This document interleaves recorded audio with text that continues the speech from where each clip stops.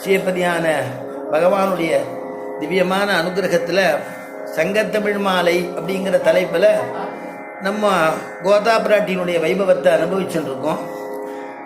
அதில் பிரேம பக்தி அப்படின்னா என்ன அப்படிங்கிறத போன வாரம் நாம் அதை சொல்லி பூர்த்தி பண்ணோம். பிரேம பக்தி ஆழ்வார்கள் பண்ணினதான பக்திக்கு பிரேம பக்தின்னு பேர். பிரேம பக்தின்னா ஆழ்வார்கள் ஆண்களாக அவதாரம் பண்ணிவிட்டதுனால பகவான் ஒரே புருஷன்தான். புருஷானாம் உத்தமஹா புருஷேஷு உத்தமஹா, புருஷர்களுக்குள்ளே உத்தமனாவன் ஒருவன் தான் அப்படிங்கிறத புரிஞ்சின்றதான ஆழ்வார்கள் பெருமாளை மட்டுமே புருஷனாக பரமாத்மாவாக பாவித்து அவரிடத்துல பக்தி கொண்டது தான் ஆழ்வார்களுடைய விசேஷம். எப்படி பக்தி கொண்டார்கள் அப்படின்னு பார்க்கும் பொழுது, தான் ஆண்களாக அவதாரம் பண்ணிவிட்டதுனால அதைவிட பெண்ணாக தன்னை ஏறிட்டு கொண்டு தன்னை மாற்றி கொண்டு பெருமாளிடத்தில் பக்தி பண்ணினா அப்படிங்கிறது தான் முக்கியம். அதனால் அப்படி ஒரு பக்தி பண்ணினாலாம் பெருமாள்கிட்ட. அந்த பக்திக்கு பிரேம பக்திங்கிறோம், மாதுரிய பக்தி அப்படின்னுலாம் அதுக்கு வித்தியாசம் இருக்குது, நம்ம எல்லாம் கொண்டாடுறோம். அதனால் ஆழ்வார்கள் ஏற்றம் அப்படின்னு சொல்கிறது. மணவாள மாமுனிகள் சொல்லும் பொழுதும் ஆழ்வார்கள் ஏற்றம், அருளி செயல் ஏற்றம். ஆழ்வார்கள்னால அருளி செயல் ஏற்றமாச்சு இல்லையா? அதனால தான் நம்பெருமாள் யாருக்கு பின்னாடி செல்றார் அப்படிங்கிறது ஒரு கவி எழுதினார். செந்தமிழனுடைய பின்னாடி செல்லக்கூடிய செழும் கொண்டலே அப்படின்னு எழுதினார். ஏன்னா அருளி செயல் முன்னாடி போகுமா, அருளி செயலை கேட்கறதுக்காக பெருமாள் கிட்டுக்கிட்டு நம்ம ஓடி போய் அருளி செயலை கேட்கணுங்கிறதுக்கு ஆர்வத்தினால ஓடுறாராம். பெருமாளை காண்பிக்கணுமேங்கிறதுக்காக வேதத்தில் இருக்கக்கூடிய வேதங்கள்லாம் பின்னாடி பெருமாளோட சேர்ந்து வரணுமேனு அவள் ஓடி கிட்டுக்க வராளாம். அதனால் இந்த செந்தமிழ் எப்படின்னா அந்த சங்கத்தமிழ் மாலை, அந்த தமிழ் மாலை பின்னாடி பெருமாள் ஓடி ஓடி போய் சிரவணம் பண்ணுறார் அப்படிங்கிறது ஐதிஹியம். அப்படிப்பட்டதான இங்கே ஆழ்வார்களுடைய விஷயத்தை சொல்லும் பொழுது வியாக்கியானத்தில் அனுபவிக்கிறார். அப்படி தன்னை ஏறிட்டு கொண்டு பெண்ணாக அனுபவித்த ஆழ்வார்களில் 2 பேர் பிரதானமாக சொல்லப்படுகிறார்கள்.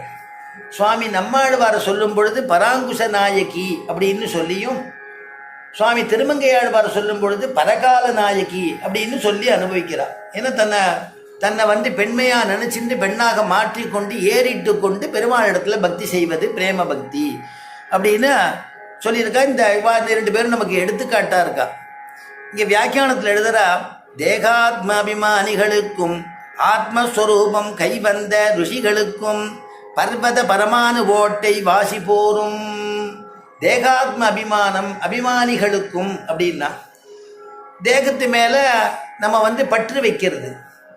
ஆனால் நம்ம சம்சாரிகளுக்கு என்னென்னா தேகமே ஆத்மான்னு நினச்சிப்பாளாம்.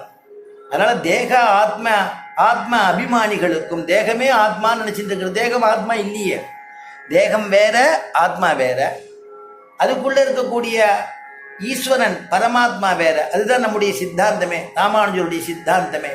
அதனால் சேத்தனம் அச்சேதனம் ஈஸ்வரன் அப்படின்னு 3ஆக நமக்கு பிரித்து கொடுக்குறார் நம்முடைய பூர்வாச்சாரியெல்லாம்.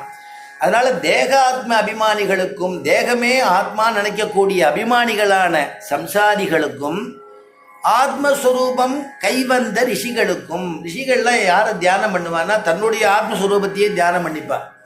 அந்த ஆத்மஸ்வரூபத்தை தியானம் பண்ணக்கூடியதான ரிஷிகளுக்கும் எவ்வளவு வித்தியாசமா எவ்வளவு தூரம் அப்படிங்கு சொல்லும் பொழுது, பர்வத பரமானு ஓட்டை வாசி போரும். பர்வதம்னா மலைன்னு அர்த்தம். அந்த மலைக்கும் அணுவுக்கும் உள்ளதான எவ்வளவு இடைவெளி இருக்கோ அவ்வளவு இடைவெளி இருக்கு அப்படின்னு வியாக்கியானத்தில் எழுதுறா. அடுத்ததாக எழுதும் பொழுது ரிஷிகளுக்கும் ஆழ்வார்களுக்கும் அத்தனை வாசி போரும். ரிஷிகளுக்கும் ஆழ்வார்களுக்கும் வித்தியாசம் உண்டுன்னு எழுதுறா.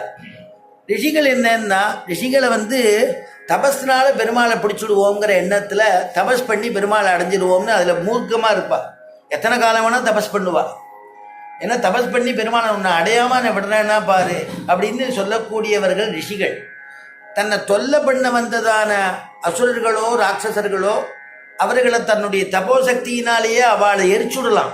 அந்த சக்தி இருந்தாலும் அதை பயன்படுத்த மாட்டாளாம். ஏன்னா தான் எதை நினைக்கிறோமோ அந்த காரிய சித்தி ஆகணுங்கிறதுக்காக அதை பயன்படுத்தாமல் இருந்து அதுலேயே அவளுக்கு ஏகாக்கிர சித்தம்னு சொல்கிறோமே,